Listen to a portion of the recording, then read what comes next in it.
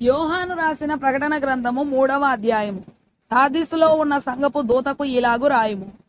7 నక్షత్రములను దేవుని 7 ఆత్మలను గలవాడు చెప్పు సంగతులేవనగా, నీ క్రియలను నేను ఎరుగుదును. ఏమనగా, జీవించుచున్నావన్న పేరు మాత్రం ఉన్నది గాని నీవు మృతుడవే. నీ క్రియలు నా దేవుని ఎదుట సంపూర్ణమైనవిగా నాకు కనబడలేదు. గనక జాగరూకుడవై చావనయ్యున్న మిగిలిన వాటిని బలపరచుము, లేక స్థిరపరచుము. నీవేలాగు ఉపదేశము పొందితివో, ఏలాగు వింటివో జ్ఞాపకము చేసుకొని దానిని గైకొనుచు మారు మనసు పొందుము.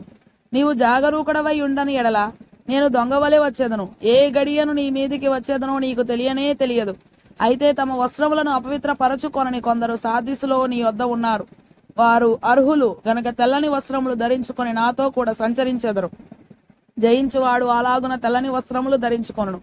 జీవగ్రంథములో నుండి అతని పేరు ఎంత మాత్రమును తుడుపు పెట్టక నా తండ్రి ఎదుటను ఆయన దూతల ఎదుటను అతని పేరు ఒప్పుకొందును.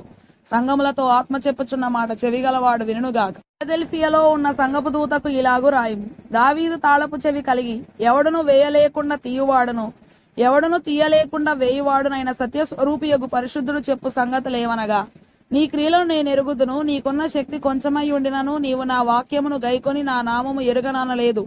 ఇదిగో తలుపు నీ ఎదుట తీసి ఉంచి ఉన్నాను, దానిని ఎవడును వేయనేరడు. యూదులు కాకయే తాము యూదులమని అబద్ధమాడు సాతాను సమాజపు వారిని రప్పించెదను. వారు వచ్చి నీ పాదముల ఎదుట పడి నమస్కారము చేసి, ఇదిగో నేను నిన్ను ప్రేమించిదనని తెలుసుకున్నట్లు చేసేదను.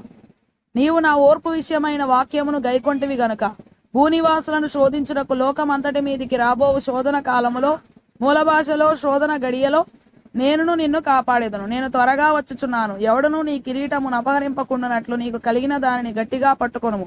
జయించు వారిని నా దేవుని ఆలయములో ఒక స్తంభముగా చేసేదను. అందులో నుండి వాడు ఇక మీదట ఎన్నటికి వెలుపలికి పోడు.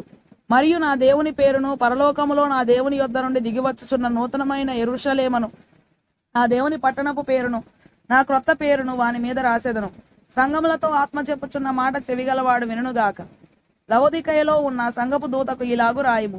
ఆమేన్ అనువాడును, నమ్మకమైన సత్యసాక్షియు, దేవుని సృష్టికి ఆదియునైన వాడు చెప్పు సంగతులేవనగా, నీ క్రియలను నేను ఎరుగుదును. నీవు చల్లగానైనను వెచ్చగానైనను లేవు. నీవు చల్లగానైనను వెచ్చగానైనను ఉండిన మేలు. నీవు వెచ్చగానైనను చల్లగానైనను ఉండక నులివెచ్చనగా ఉన్నావు గనక నేను నిన్ను నా నోట నుండి ఉమ్మివేయనుద్దేశించుచున్నాను. నీవు దౌర్భాగ్యుడవును, దిక్కుమాలిన వాడవును, దరిద్రుడవును, గ్రుడ్డివాడవును, దిగంబరుడవునై ఉన్నావని ఎరుగక నేను ధనవంతులను ధనవృద్ధి చేసి ఉన్నాను, నాకేమీ కొదువలేదని చెప్పుకొనుచున్నావు. నీవు ధనవృద్ధి చేసుకొనున్నట్లు అగ్నిలో పుటము వేయబడిన బంగారమును నీ దిశమూల సిగ్గు కనబడకుండునట్లు ధరించుకొనుటకు తెల్లని వస్త్రములను, నీకు దృష్టి కలుగునట్లు నీ కనులకు కాటుకను నా యొద్ద కొనుమని నీకు బుద్ధి చెప్పుచున్నాను.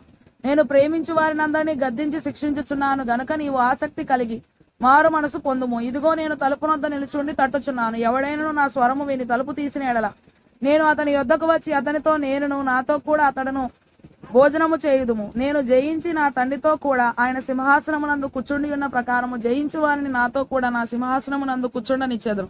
సంఘములతో ఆత్మ చెప్పుచున్న మాట చెవిగలవాడు వినుగాక.